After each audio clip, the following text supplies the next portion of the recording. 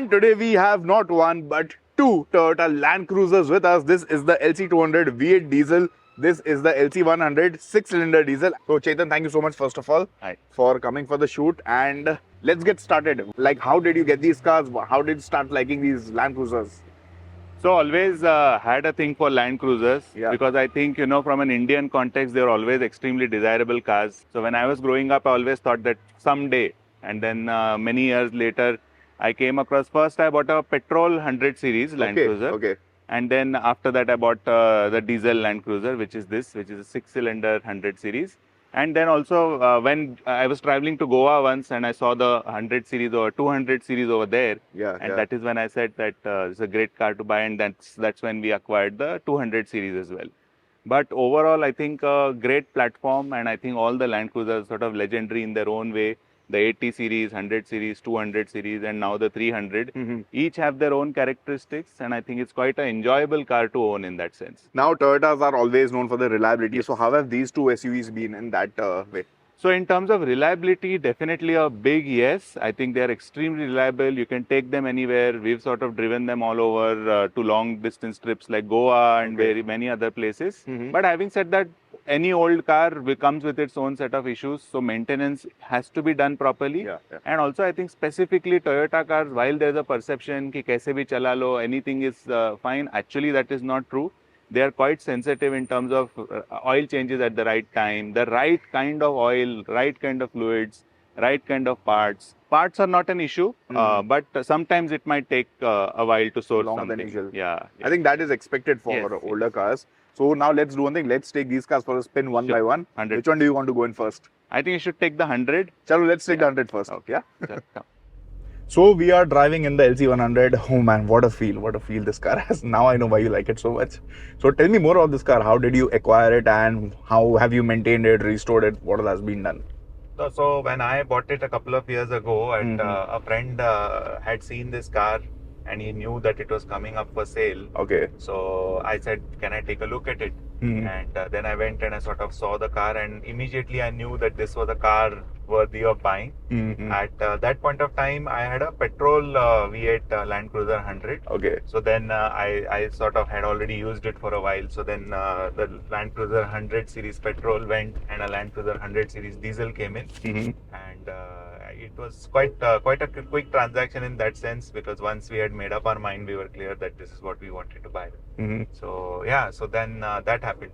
And but we had to do a lot of things, like Land Cruisers have a certain life cycle when it comes to, for example, brake pumps. So we had to replace the brake pump, and that entire assembly had to be changed, which was an expensive fix, but it's always better for safety. So we did that. Apart from that, so this particular car has a system called as AHC, which is basically height control. So depending on what terrain and what sort of driving you want to do, you can sort of select the ride height. And so that entire system had to be serviced and refurbished.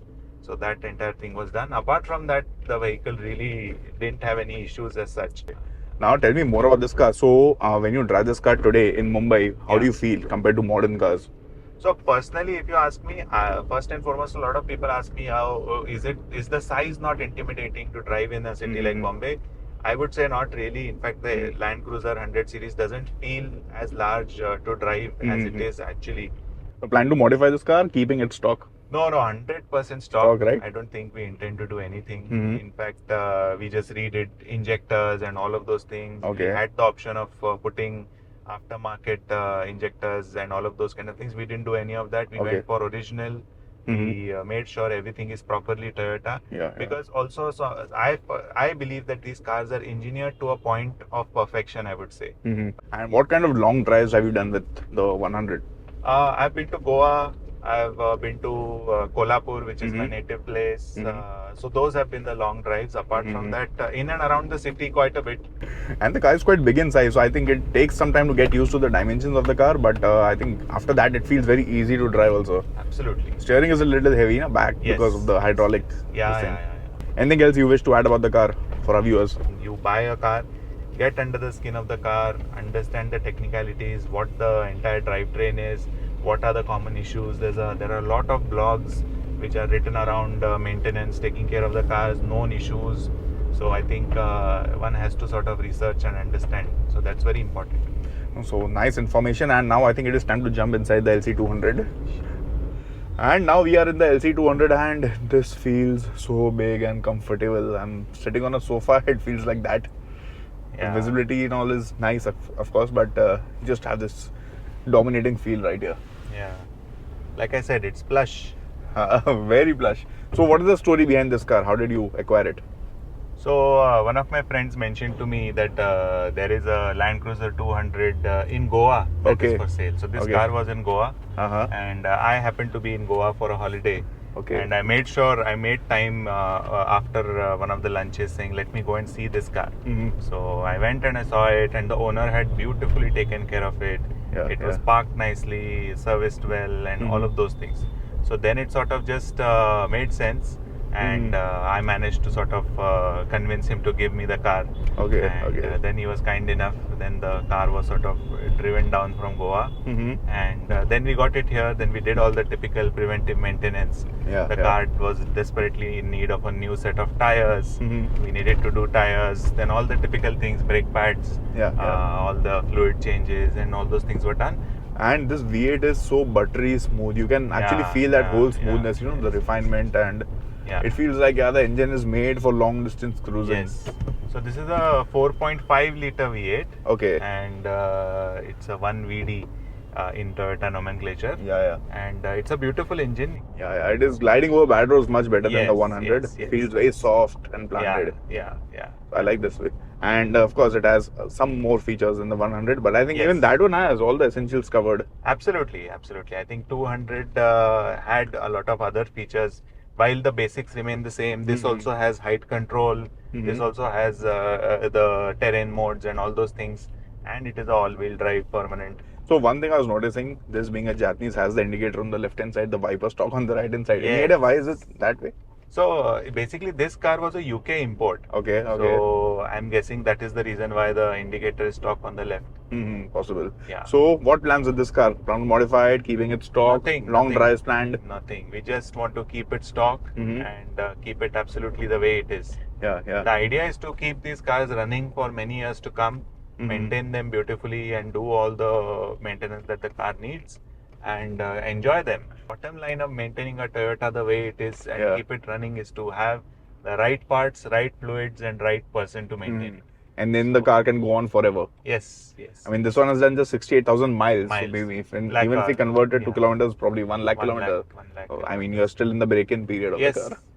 So we are back from a drive with these two SUVs, and my favorite out of these two is the 100, obviously, and it has that very different kind of feel and character. The driving feel is just too good, even after so many years, after more than 20 years. So now, if someone is looking to buy such an SUV right now, any piece of advice for our viewers, subscribers?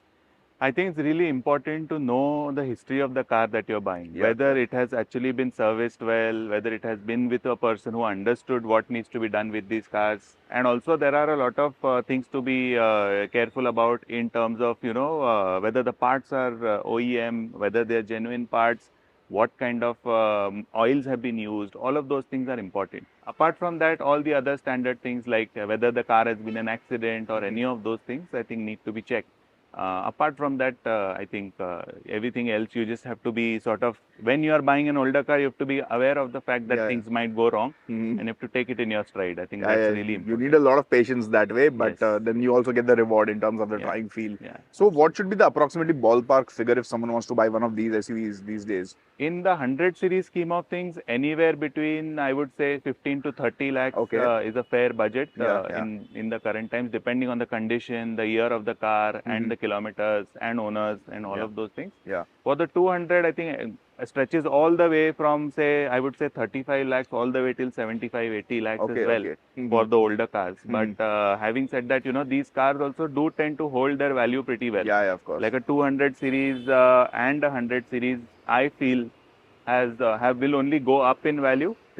Because also I think fundamentally the kind of platform it is, the format that it is, will always have relevance and demand. So that's what I feel. I think we got a lot of great insights today. So I hope you guys found this video useful and hope you enjoyed it. And any questions about the Land Cruiser, hit us up in the comments below. Chetan, thank you so much for coming for the shoot. Most welcome. Thank you.